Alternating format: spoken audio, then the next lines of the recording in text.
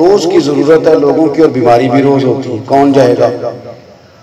अब जो भी ऊपर चढ़ता पैर फिसलता नीचे आ जाता, जो भी चढ़ता पैर फिसलता नीचे आ जाता। मेरी बात पर तवज्जो है आप दोस्तों? गौर फरमाइए मैं क्या कह रहा हूं। एक शख्स ने कहा कि ये कब तक चलेगा भला, लोग बीमार रहेंगे और ऊपर जो भी जाएगा वो कहेगा जी वो नहीं हो सकता, ऐसा नहीं। आखिर किसी ने तो बारिश का पहला कतरा बनना है। उसने पहाड़ काटने का सामान लिया, हथौड़ा पकड़ा, चीजें पकड़ी, चढ़ गया, पहला पहाड़ काटना शुरू किया। मैं सीढ़ियां बनाऊंगा ऊपर जाने के लिए। लोग उसे बावला और दीवाना कहने लगे, तू बड़ा बेवकूफ है, तू कैसे पहाड़ काटेगा, अजीब इंसान है तू। यहाँ बहुत सारे लोग कहते नहीं, आप कैसे आगे बढ़ेंगे, किस तरह ये काम होगा। मैं अकेला ही चला था जानिबे मंजिल मगर, फिर लोग आते ही गए और कारवां बनता गया, फिर कारवां बनता गया। तू कैसे जाएगा? उसने कहा चलो मुझे कार तो लेने दो। उसने मेहनत की, सालों लग गए, एक पहाड़ पर रास्ता बनाया, फिर मेहनत शुरू की, दूसरे पहाड़ पर रास्ता बनाया, तीसरा भी आधा भी नहीं बना सका था कि वक्त अजल आ गया। अब लोग वहां तक आ जा रहे हैं तो उससे एक शख्स ने कहा कि क्या तुझे मिला, रिजल्ट क्या निकला? कर तो कुछ भी नहीं सका और मौत का वक्त आ गया। कहने लगा नहीं मैं कामयाब हुआ, जीत के जा रहा। किस तरह? कहने लगा मैंने ना आधा रास्ता बना दिया है, अब जो मेरे बाद शुरू करेगा वो यहां से शुरू करेगा जहां से मैंने खत्म किया है, उसको शुरू से नहीं शुरू करना पड़ेगा। इमाम बुखारी रहमतुल्लाह अलैह ना हमारी ये वाली तकलीफ दूर कर दी कि हम जाएं हदीस ढूंढ के लाएं, उसकी सनद पर बहस करें, हम अस्माउर रिजाल पर गुफ्तगू करें। ये हमारी टेंशन ने खत्म कर दी। ये हदीस सही है, ये असल है, ये मुतवातर है, ये ज़ईफ है, ये उन्होंने तय करके हमें दे दिया। उन्होंने कहा लो ये वाला सफर तुम्हारा मैंने खत्म कर दिया है, अब हुजूर की हदीसें पढ़ते रहना और उससे फैज़ हासिल करते रहना। तुम्हारा किसी का सफर तो आसान करें, कुछ तो करें ना। चले आधा ही सही, जो बाद में आएंगे वो आधे से शुरू कर लेंगे, वो वहां से स्टार्ट। हमने क्या किया है, हमने बिस्मिल्लाह पढ़ना ही पसंद नहीं किया। कोई काम जिंदगी में हो जाए अपनी आखिरत के लिए, कोई बेहतरी हो जाए, कहीं से शुरू तो करें और गैर जिम्मेदार ना बने।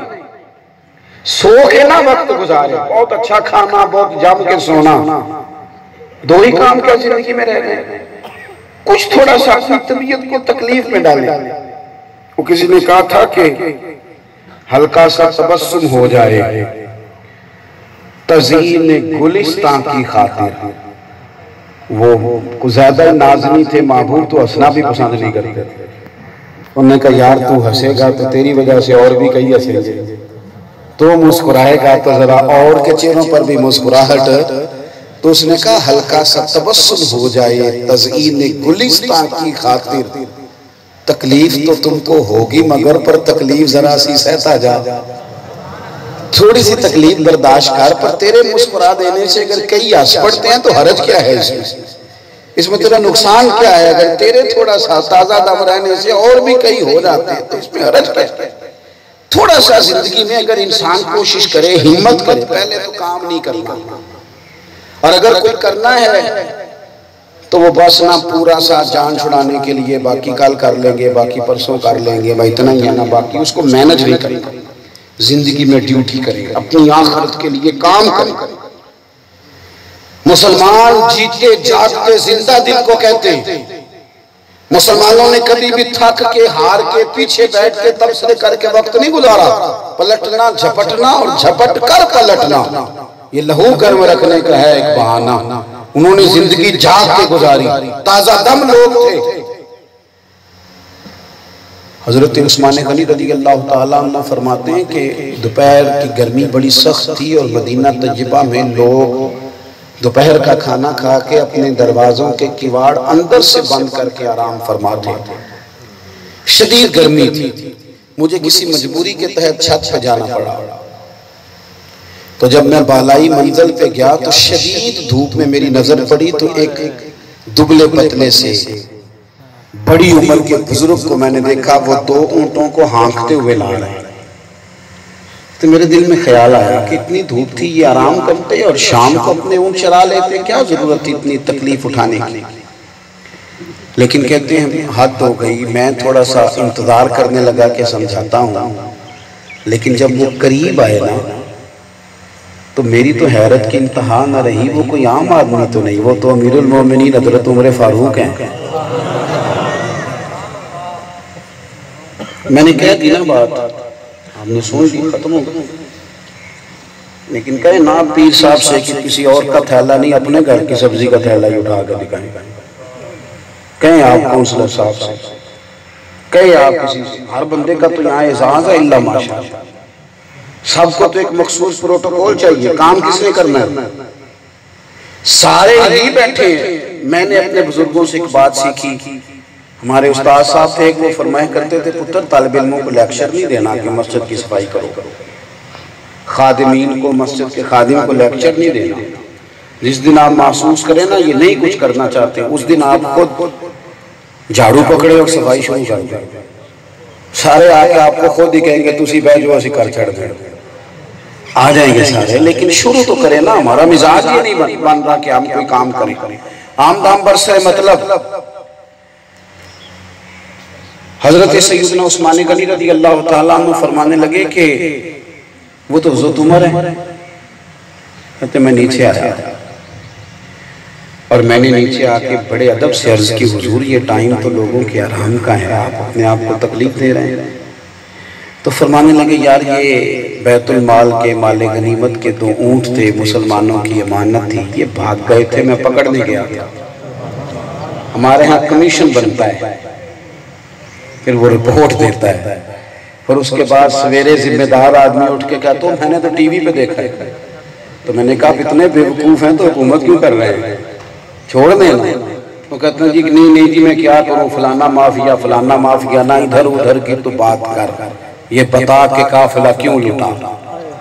मुझे रहज़नों से गरज नहीं, तेरी रहबरी का सवाल है। ये क्या बात हुई कि मैं जान छुड़ाने आप किसी पे डाल के, ये तो बुज़दिलों का तरीका है। फरमाते हैं कि ये माले गनीमत के 2 ऊंट थे, भाग गए थे, मैं पकड़ने गया था। तो हजरत उस्मान गनी कहते हैं मैंने बड़े दर्द से अर्ज की, हुजूर बुढ़ापा भी है, कमजोरी भी है, उम्र का एक हिस्सा है, 60 साल से ज्यादा उम्र मुबारक है, आप गुलाम को कह देते। तो हजरत उमर फरमाने लगे गुलाम सोया हुआ था, मैंने जगाना मुनासिब नहीं समझा। और कहते हैं फिर वो ऊंट की लगाम थाम के 2 कदम आगे बढ़े तो मैं रो ही पड़ा। कहने लगे उस्मान वैसे भी मुसलमानों की अमानतों की जिम्मेदारी उमर फारूक की है, गुलामों की तो नहीं। तो मैं अपनी जिम्मेदारी का एहसास ना करूं, मैं ड्यूटी ना करूं अल्लाह के हुजूर। जब देखो ना यार 22 लाख मुरब्बा मील का हुक्मरान, पेबंद लगे कपड़े, नंगे पांव ईद की नमाज पढ़ाने जा रहे हैं। छोटे छोटे बच्चे सलाम करने के लिए खड़े हुए तो हज़रत उमर रो पड़े। कहने लगे पुत्र उमर का एक काम करोगे? हुजूर फरमाए। कहने लगे दुआ करो अल्लाह उमर को माफ कर दे, उमर बख्शा जाए, ये दुआ मांगो। ये क्या था? ये फिक्र थी ना उन लोगों, ख्याल था कि हमारी जिम्मेदारियां हैं, हमने उन जिम्मेदारियों को निभाना है। बड़ा बेहतरीन काम दीन का हो रहा है। क्या हो रहा है? कहते आपने कल तस्वीरें नहीं देखी, ये दीन का काम है। कल मैंने फीता नहीं काटा था फलानी जगह, कल फलां जगह आपने मुझे देखा नहीं, मैं दुआ खैर के लिए गया था। बहुत काम हो रहा है। ओ भाई आप देखें तो सही, दुनिया किधर चली गई, हालात कहां तक पहुंच गए। आपके और मिल्लत के जवानों का जो शऊर है वो गुमराही के किस रास्ते तक पहुंच गया। कितने सारे लोग हैं जो सिर्फ मजहब और मजहबी लोगों का माज़अल्लाह मजाक उड़ा के निकल जाते हैं। कितनी कुछ ज्यादा जरूरत थी जिम्मेदारी के एहसास की, लेकिन हम कोई काम नहीं करते। हमारा मिजाज नहीं काम करने का। हमारे मुल्क में मीडिया इतना ज्यादा आम किस तरह हुआ? वो इसलिए हुआ कि सभी को तो तबसरे करने का शौक है।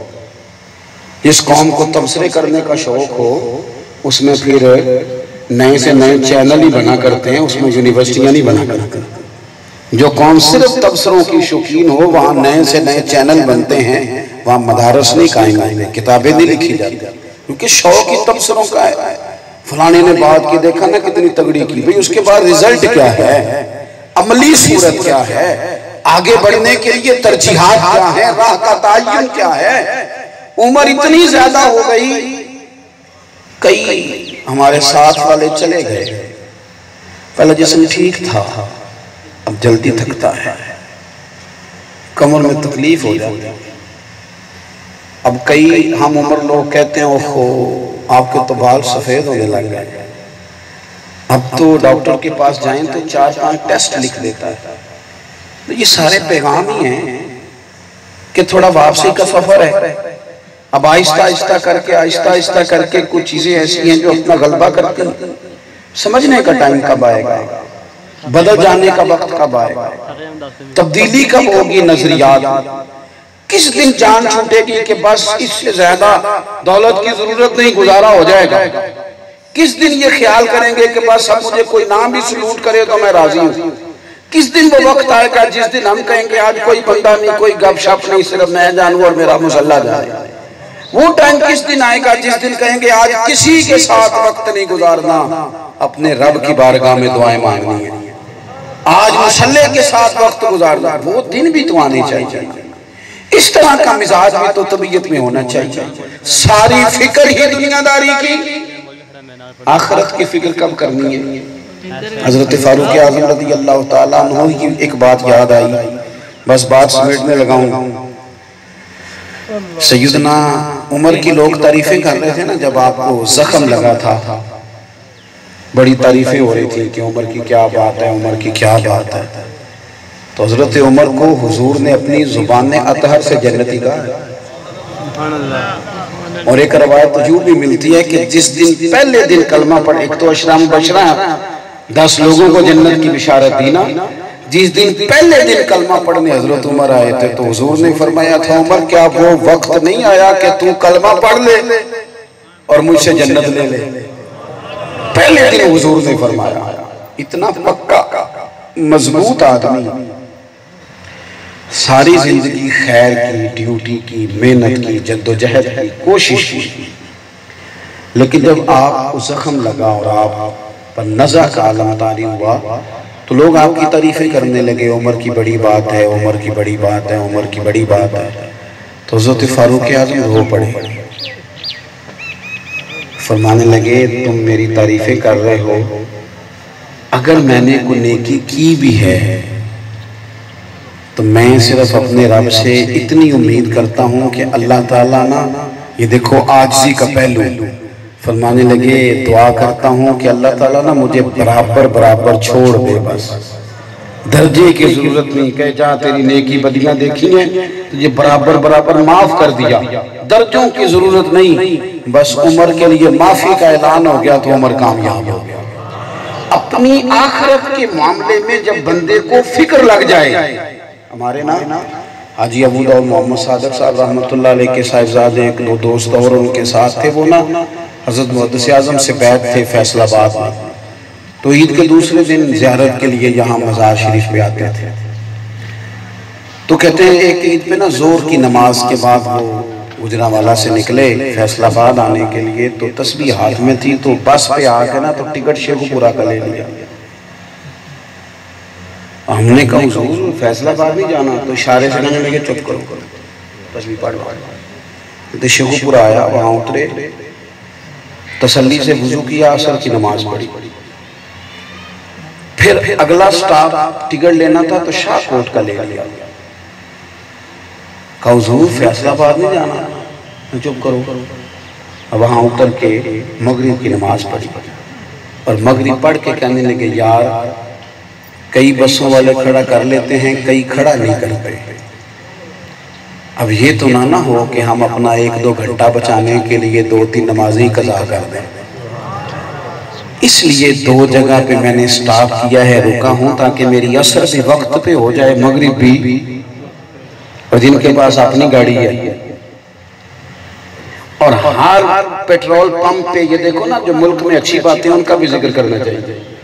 ये शायद इतना अच्छा बंदोबस्त नमाज का कहीं और आपको नहीं मिलेगा जितना पाकिस्तान में बेहतरीन बंदोबस्त है नमाज पढ़ने का। हर पेट्रोल पंप पे गाड़ी आपके पास अपनी है, लेकिन मौका तो तब मिलेगा जब नमाज पढ़ने का इरादा होगा। और अगर प्रोग्राम ही नहीं, इरादा ही नहीं। हाँ ये जरूर पता है कि लाहौर से पिंडी का सफर करना है तो होटल कौन सा किस जगह पे अच्छा है, खाना कहाँ से खाना है, चाय कहाँ से पीनी है, ये मालूमात सारी हैं, इस पर सर्च सारी हो गई। कुछ थोड़ा सा अपने मामलात को हमें तरतीब देना चाहिए। गैर मुरतब तो रोटी खाए बंदा तो बीमार हो जाता है, और अगर जिंदगी बगैर तरतीब के गुजारे, उसे पता ही ना हो कि मैं किस तरफ चल रहा हूँ, मेरा दर असल सफर क्या है, तो बिल्कुल खराबी हो जाती। अपनी जिंदगी में अपने मामलात पूरी तरह तरतीब दें, अपनी सलाहियत से काम लें। बात खत्म कर रहा हूँ। कुछ ना कर सके, कुछ ना कर सके, इधर देखे मेरी तरफ, तो लोगों को सिर्फ तकलीफ देना ही छोड़ दें। अपने वजूद और तबीयत के लिहाज से बोझ बनना छोड़ दें, प्रोटोकॉल मांगना छोड़ दें, मुसल्लत होना खत्म कर दें। कुछ नहीं ना जिंदगी में कर सकते तो कम से कम लोगों पर आसानी शुरू कर, गुंजाइश। उसका फायदा ये होगा कि अल्लाह ताला की मखलूक पर रहम करने से अल्लाह अपने बंदों पर रहमत फरमाता है। अल्लाह के हबीब अलैहिस्सलाम ने फरमाया, सियासता में हदीस मौजूद है, हुजूर फरमाने लगे, एक ताजर सुबह क़यामत अल्लाह के हुजूर खड़ा किया गया तो अल्लाह ताला ने फैसला किया उसके लिए जन्नत का फैसला किया। उसने अर्ज़ की, मालिक मैं तो अपने अमाल जानता हूँ, लेकिन तेरे रहमत हुई और मैं जन्नत में जा रहा हूं, तो मुझे पता चल जाए ना सबब कौन सी चीज बनी है। तो अल्लाह करीम ने फरमाया, तू तिजारत करता था और फिर तू जो लोग उधार ले जाते थे उनसे पैसे वसूल करने के लिए भी अपने बच्चों को, लड़कों को भेजता था, मालिक भेजता था। फरमाया तू कहता था उनसे कि जो जान बूझ के ना देता हुआ उस पर सख्ती करना, और जो गरीब हुआ, तंगदस्त हुआ, उस पे नरमी कर देना, हमारा काम तो चलता है। आ जाएंगे पैसे, जरा ना गरीबों तंगदस्तों पे थोड़ी नरमी कर देना, थोड़ी देर के बाद ले लेंगे। हमारे यहाँ क्या होता है, तगड़ा बंदा तो कहता है जा जिथों लब देनी उथों ले ले, और गरीब को कहते हैं शाम को देने हैं। याद रखना, क्योंकि मिजाज इस तरह का है। अल्लाह करीम ने फरमाया, तू कहता था लोगों से कि जो तंगदस्त हुआ, गरीब हुआ, मजबूर हुआ, उसे जरा गुंजाइश दे देना, मालिक ने कहा करता था। तो रब करीम ने फरमाया, तू मेरे बंदों पर नरमी करता था तो मैं आज तेरे ऊपर नरमी ना करूं। थोड़ी सी ना गुंजाइश ही दें लोग।